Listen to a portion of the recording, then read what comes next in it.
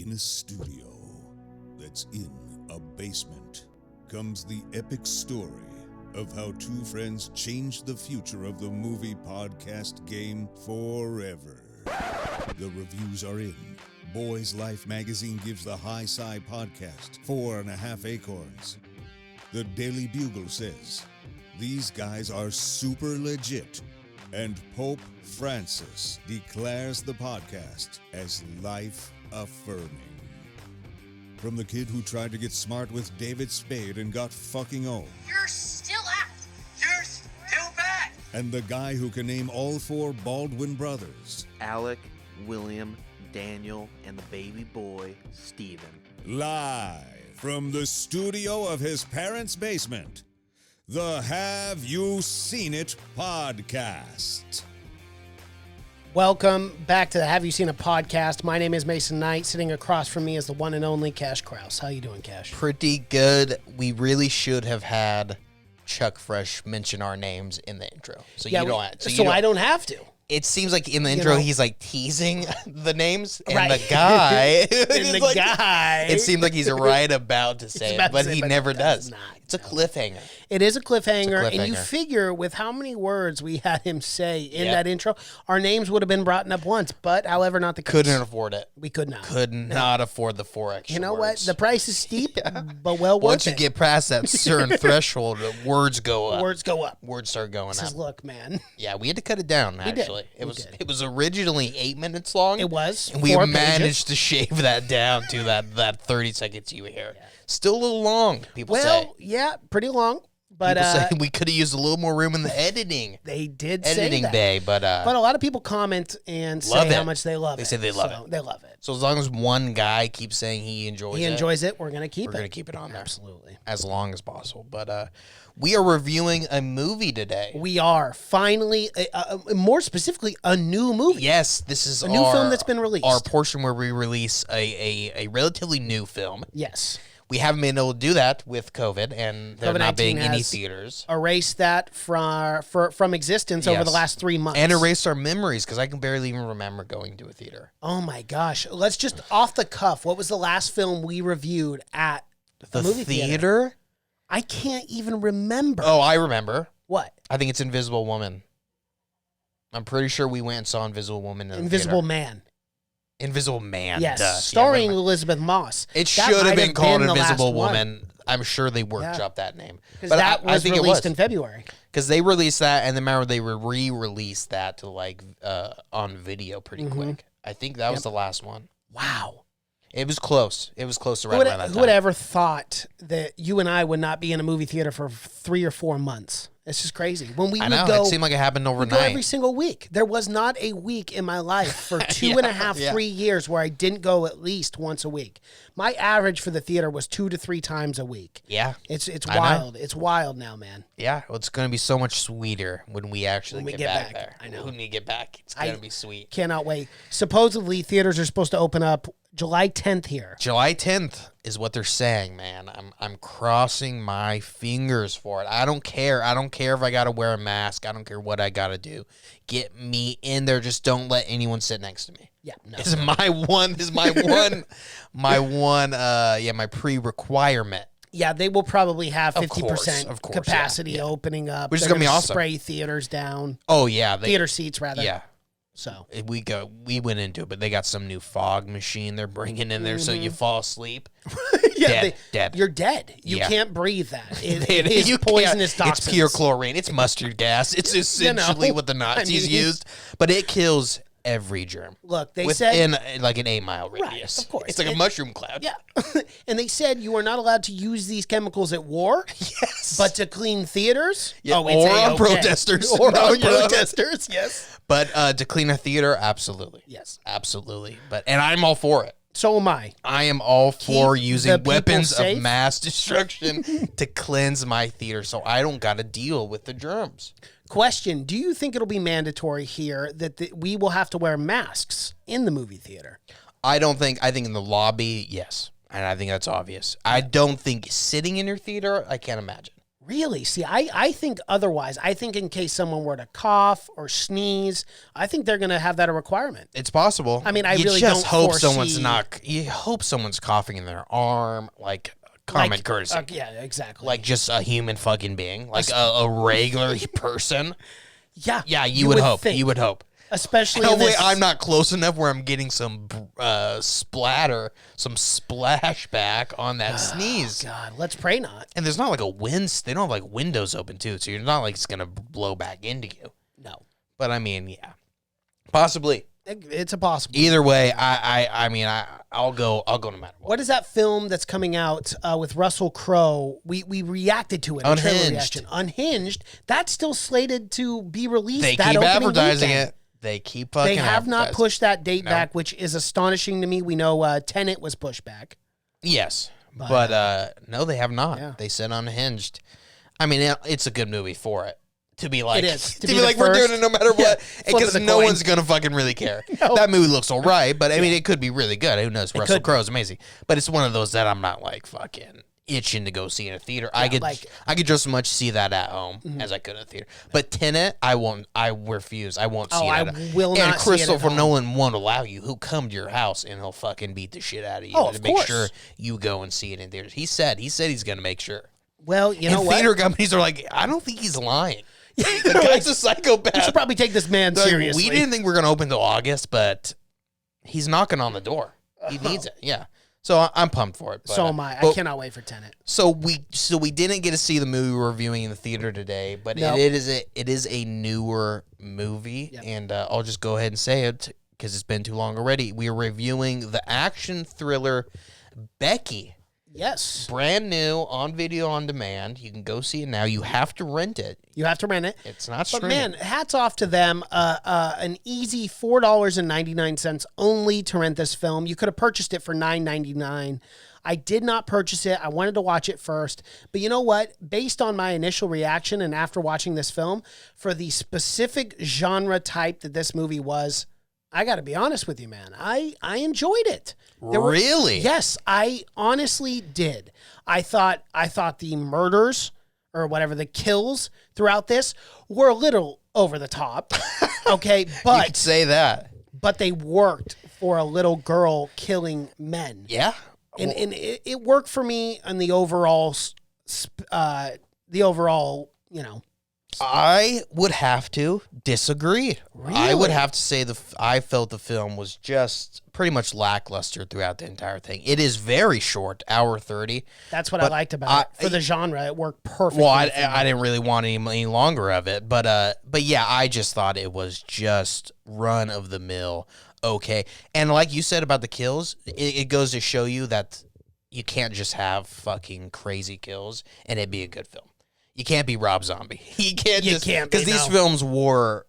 I mean, I love a good gory film, but yeah, at some point the film warrants it. But I didn't think it warranted for this. They went real over the top. The effects look great, but it for the story wise, I just didn't think it warranted it. And again, I just thought this film was just average, even probably a little less than average, because I thought the story just was not there. Kevin James, we got to talk about it. Let's talk about a little just about this film. So Okay. it is written and directed by two guys I've never heard of, Jonathan Miller and Carrie Mernon, but it is stars Kevin James, the King of Queens himself, in Yes. a cross-genre role. He's playing the bad guy. And this is the first villain he's ever played in a film.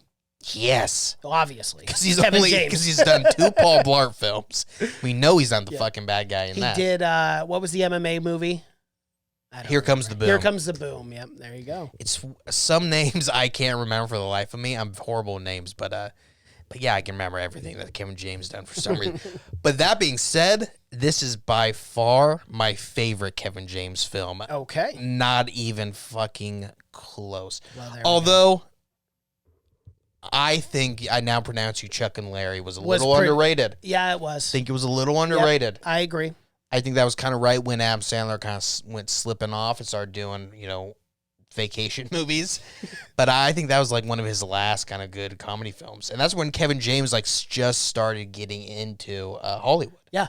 Like, because he was always on the King and Queens, which I fucking love the King and Queens. That is one of the greatest. I'm such a huge King and Queens fan. Of all time. But honestly. I am not the biggest Kevin James film because he's done some horrible films. Paul Blart, The Zookeeper. I don't know if you ever Nope, never saw don't that. know Didn't if waste you my ever time saw with that. No. But my God. And then he did what's the other ones with Adam Sandler? It's got everyone in it. Oh, the one where they're all parents.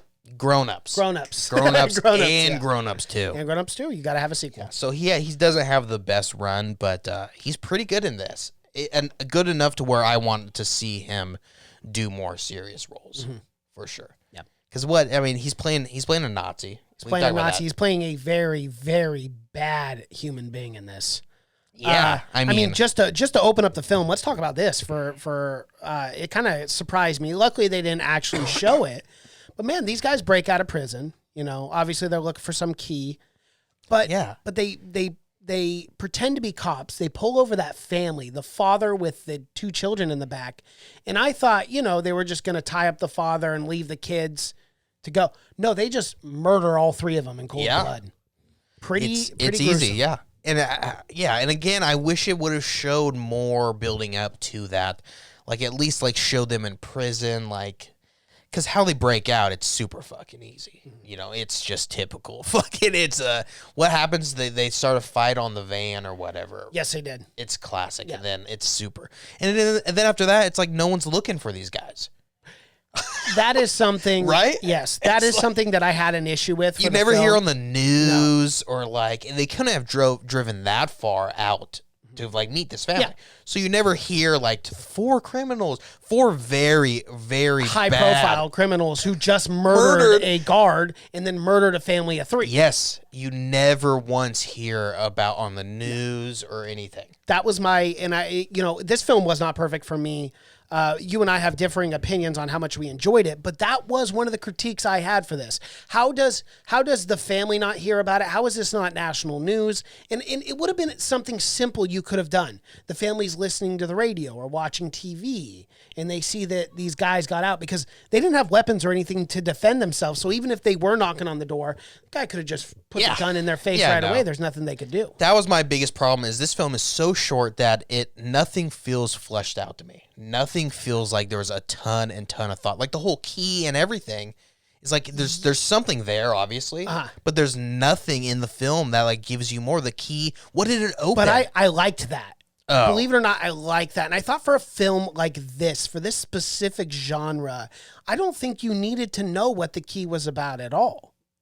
I needed to know a little bit more to why they were so desperately trying, and because they tease at it like they almost wanted you to know more. At one point, Kevin James is like, "You need this for both of us, for your race and my race." He says that, and it's like there's something I needed to know. There's a lot of things implied, but you don't know what. Yeah, and I needed to know why he was so desperately looking for this box, and why he planned it out for 10 years in prison. Exactly. Even like a flashback of someone saying like, I thought for sure he was going to be like, he knew someone in prison that was also this head Nazi, and he was going to be like, there's Nazi gold here. You got to go and find this gold. It's from World War II or something like that.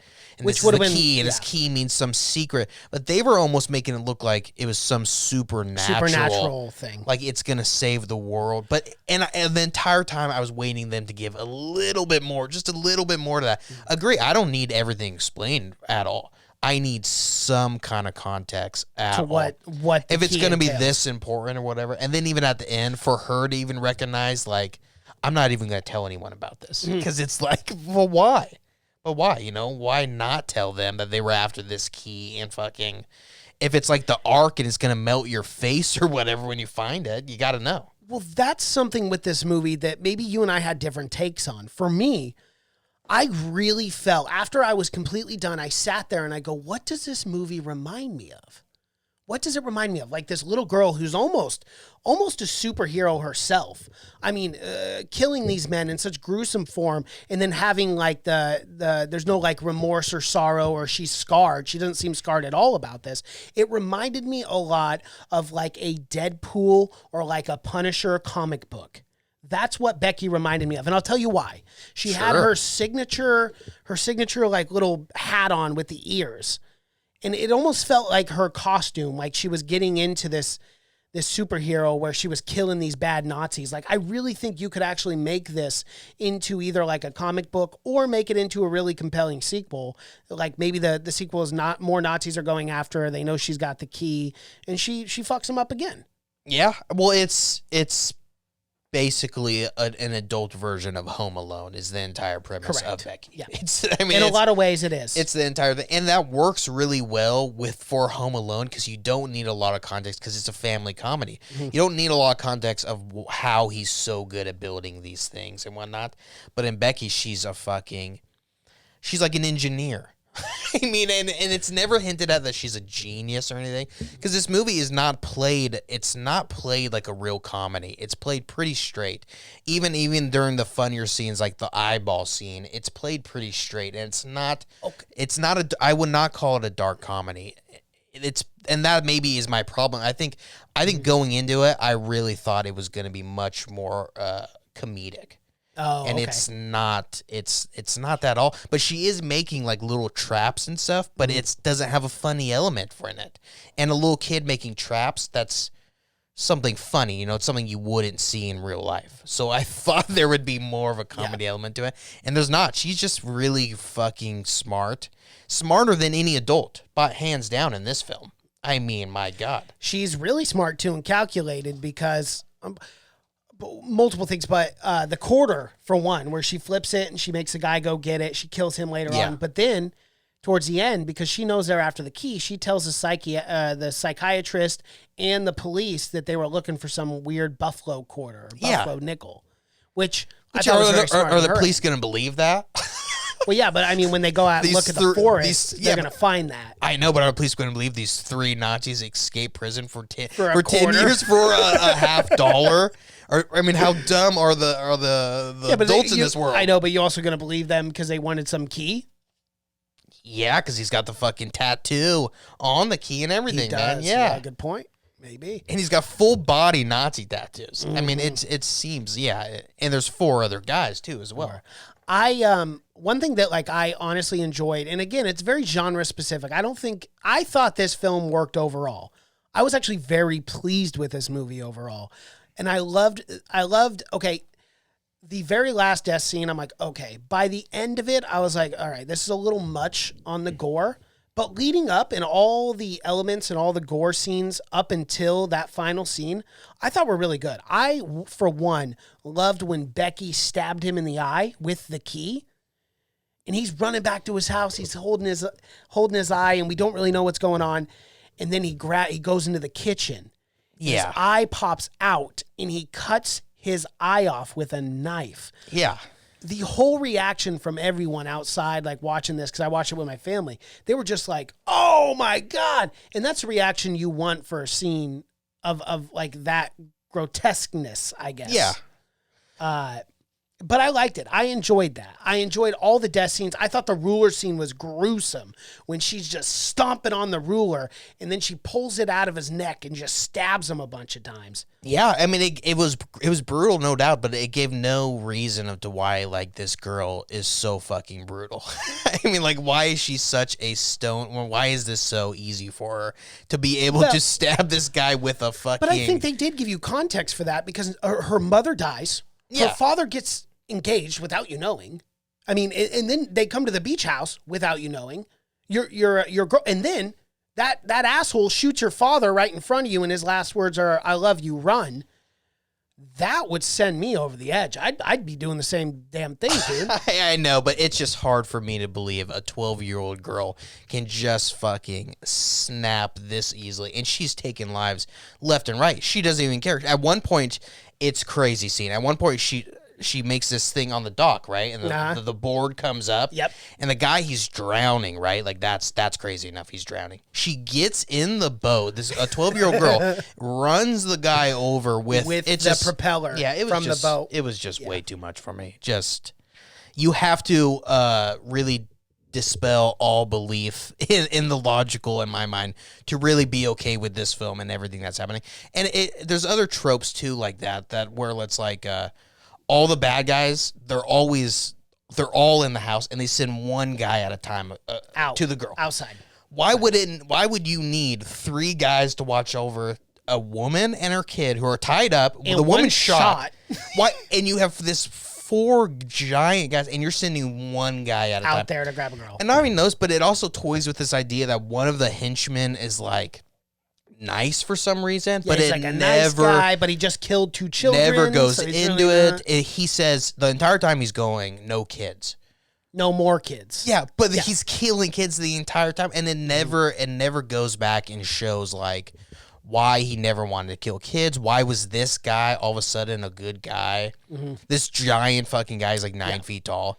It never, again, all these there's ideas there, but none of them fleshed out. Yeah. And even with like the daughter and the mom getting like sick with cancer, I felt like there was even going to be more with that, but it's just bare. There's so many pieces, but it's nothing is ever really talked about. Like that henchman was a huge part. He was a huge part. Apex. Yeah. Apex. And at one point he just gets up and he goes, I'm not doing this I'm not doing this anymore. And he just straight walks off straight into the forest. Yeah. You never see him until the final scene. moment. So like this guy has been just like following this girl around and just kind of watching her until the very moment that he needed. And it's not great writing in my mind. And then is not great I writing. love it when he's like getting on his hands and knees and he's in the middle of the sentence and Becky just shoots him right in the head. Yeah, I like that. That I thought it was funny. I like that too. Yeah, I mean that. Of course. Yeah. He's a fucking. He's a Nazi. He's a evil Nazi, piece and of he shit. showed you nothing. But all of a sudden,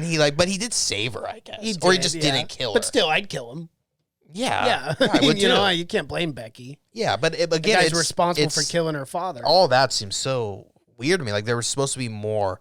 Like I think this movie got edited down hard. Yeah, probably. I think it was even worse than what it was, and then they're like, "We got to edit this down." Yeah, maybe that's why I didn't have a problem with it too, dude. Because it was like an hour and a half, maybe. I think like an hour and 26 minutes, and then the credits were like 13 minutes, so it was super super short. And for me, like this film, I knew right away when the film started, this film was not going to win any awards. It's not going to win any Oscars.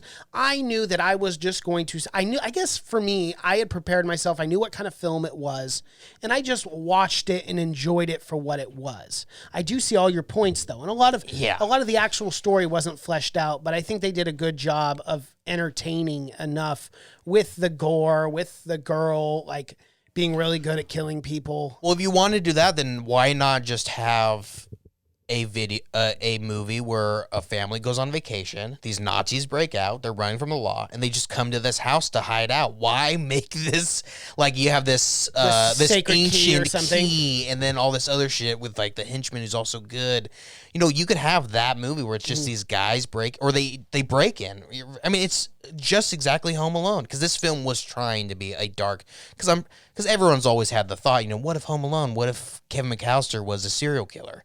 Which this girl kind of is exactly. So people really wanted, but it's like, so why not make it simpler then? Because if you're gonna have it that short runtime, make it as simple as possible. So then you don't have the excuse after of going, well, we only had a minute 30 or an hour 30, you know, so we can only do so much. Okay, then make the writing. Don't make the writing seem like it should have been a much longer film, and then they had to cut a bunch of it out. Simplify it, and you can still make it an hour and a half, but just make it to where these guys are broken in the house, and now they got to chase this girl around, and she's fucking a genius engineer. Yeah. You can even have some flashback where she's like winning a science contest, and then even that gives reasoning to why she's the way smart. she is. Because it never gave a reason that she was a genius by any means. No, dude, she was just an average pissed off teenage or pre-teenage and girls. I know I mean I'm related to some fucking teenage girls, let alone they couldn't fucking pump up a bike tire. Let alone, I mean, then be making these fucking mouse trap style, like Viet Cong-esque. I mean, it's, So you really got to dispel a lot of disbelief for that. So that's the reason where I thought, for some reason, I had high hopes going in, where I thought it was going to be that kind of simple, where I thought it was even going to be like, these guys, they got in trouble 10 years ago on the run. They dumped this treasure or whatever in this house, this abandoned house. 5 years later, the house gets remodeled. They do everything, but the treasure's still there. Right. So now they have this key. They got to go, but it never. And that could have been it. But It could have been. But you don't know. But you don't know. But they You have make no it idea. sound like it's this fucking like this super like this weapon or whatever. Yeah. And I don't even know if they needed to be Nazis. I know, and that is true too. They could have just been criminals. Yeah, because I mean, the Nazi feel makes it seem like it's something ancient and evil. You know what I'm talking about? That definitely. And they kept saying the Brotherhood, and they did a couple hand signals, the whole whatever thing, and they have these, and even the tattoo of the ring. It wasn't a Nazi tattoo; it was some kind of mystic, symbolic. Like, I really do think there was something more to this film. Well, and that's kind of the thing too. Do you think they were setting it up for a sequel, or do you think this is a one and done thing? No, I think it was the thing where maybe if you go back and read the full screenplay, it's probably a full film, and this film maybe was all over the place, and they said just edit it down, like fucking like Rambo. You know, Rambo was originally 3.5 hours long, and they said edit it, and it ended up working for Rambo, but it doesn't all the time. And I think with this movie, had it been another half an hour and 45 minutes, I may not have had the same review. Oh yeah, it would have been drawn out way too long for me. It could have been, but I think if you're going to tell that Nazi treasure story, and especially have this henchman that has like this real like heart struggle, I have to have enough time to show why that is. It's not enough to just randomly have some guy. Yeah. Like, we've been Nazis for 30 years, but right now I'm like, this is enough. This is too much. Like, we've been in jail forever, you know, and we've been doing Nazi shit for a long time, and these guys are really bad guys. Yeah. So, I don't know. I had high hopes for it going in for some reason. That's so funny because, like, I didn't. When I watched the trailer, I was like, oh, okay, that's probably going to be like a slasher film. I really like when they cross these roles, and something that it reminded me of was, I'll bring it up only because, you know, I got a guy here that knows it, but Green Room. You know Green Room when never heard of it. Yeah, I know you never heard of it. But when Patrick Stewart, you know, he really crossed roles playing a Nazi. And it was fucking amazing. Yeah. Because he's always the good guy. He's always so wholesome. And then he goes Dr. Xavier. and he fucking kills it. So I was really but in my opinion, closing thought was Kevin James was still probably the best part of this film. Yeah.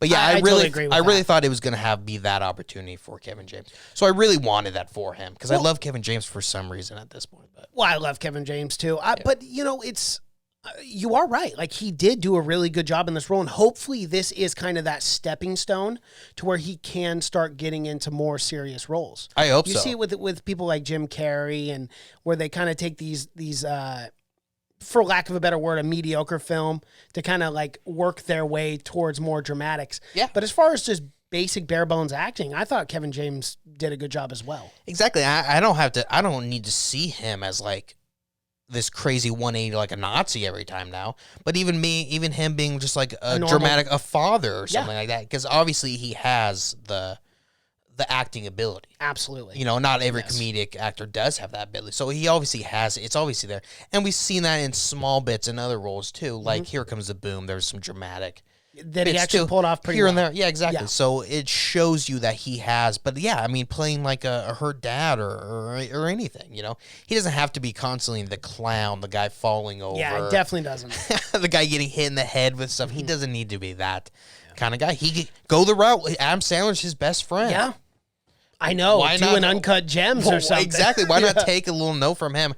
I mean, I don't think Adam Sandler's I think he's going to be a while before we see another Adam Sandler serious role because he didn't win Oscars, so now he's going to punish us. And that's so fucked up because he deserved at least a nom for that. That film deserves something. Yeah. It didn't get anything, dude. I just watched it again. It's a great It's movie. fucking fantastic. I watched it for the second time. It's so... Why do that? Why? I don't know. I don't want to talk about that because, like, I honestly mostly do politics. deserve. Yeah. Yeah, he did deserve a nom at least. I know. Because he did so many years of shit, I think it actually fucking hurt him. Yeah. I think maybe they're like, But is this guy for you real? shouldn't judge on that. Like, No, if you a should performance judge is just by great marks, and the film is great and the screenplay is awesome, you should judge the film based on that, not based on prior merits. We know that Yeah. the Oscars are mostly apolitical. They are super. Yeah. So, I mean, you really got to pull the right strings. You do. For, you got to pull the right strings yeah. and play with the right balls, Yeah, right? fucking, yeah. So it's it's complicated for sure. It is. But yeah, I mean, what did Shakespeare in Love won Best Picture over Pulp Fiction? So I mean, just know, but at that time, the Oscars have pretty much have no meaning at all. But every once in a while, the best film does win. Yeah, every so often. Yeah. Every so often, they'll say the wrong film won. They will. They'll announce one film, and then they'll be take it back. And that's fun. That to me is fun. Not as fun for the Not film fun of your that didn't Moonlight. actually win. Yeah. But, or La La Land. La La Land. Moonlight won. Yeah. But they announced. And they announced La La Land. That's was a why I rough watch Oscars. the Oscars. Of course, That for is the- why I watch the the, Oscars. the I don't watch it for screw-ups. any other bullshit, but I watch it for people falling, people getting a little too drunk, making their speeches a little too long, and fuck-ups like that. But I love the speeches, man. They really it's always like a well, it's either really short or just too long, and it's like they're not even talking about the film. They're just telling you how to live your life. Yes. And it's like that's what I'm saying. it's good. Yeah. But again, it's their moment, so I say we'll let them talk about whatever Well, the of fuck they course, want. because not too many people get that opportunity. And they get either. 2 minutes.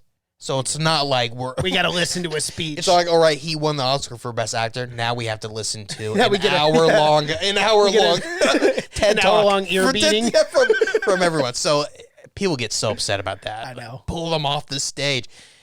They won the biggest award of their career. If they want to talk about fucking flat Earth and hollow Earth theory for 2 minutes, Let them. let them. Let them. Let them spew whatever Because nonsense. the performance was well worth its Yeah. 2 minute ear Yeah, beating. whatever. Yeah. And why are you watching the Oscars in the first place if you're not expecting every A single person speech. to come up here and say something political? It's gonna happen. But all right, well that is Becky. That is We Becky. had mixed reviews. I say it's just average. If you don't have anything else to watch, go and see it. But you're saying something different. I am saying something different, and we're gonna do gradings for this because it's a new film. Sure. Right.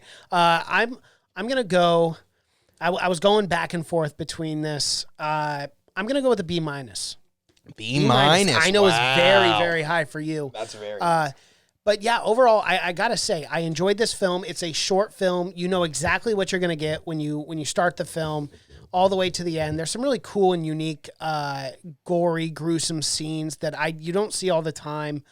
They kind of give you an effect. I like this. I thought it was a comic booky, kind of cool, Becky, teenage girl, just killing Nazis. I thought it was fun. So B minus for me. I am gonna give it a D. Yeah, I knew A it. solid D, probably a 65. I felt this movie just missed the mark for me. It was not what I expected going in. I felt they overcomplicated it for an hour and a half, make it as simple as possible if it's going to be short.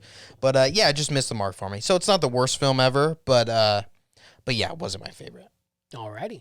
Well, that is our review for Becky. If you guys are watching on YouTube, please be sure to like this video, comment below, subscribe to the channel, and hit that bell notification as we drop videos here every single day, including trailer reactions, Foreign Film Fridays, TV Tuesdays, Mason and Cash's Pick of the Week. We got a lot of different content coming out for you guys. Spotify, iTunes, SoundCloud, Google Play, and Stitcher for your audio podcasts, and social media pages, Twitter, Seen a Podcast, Cash is on Twitter, that's just Cash, Instagram, Have You Seen It, Facebook, Have You Seen a Podcast. My name is Mason Knight. That is Cash Kraus, and until next time. Bye.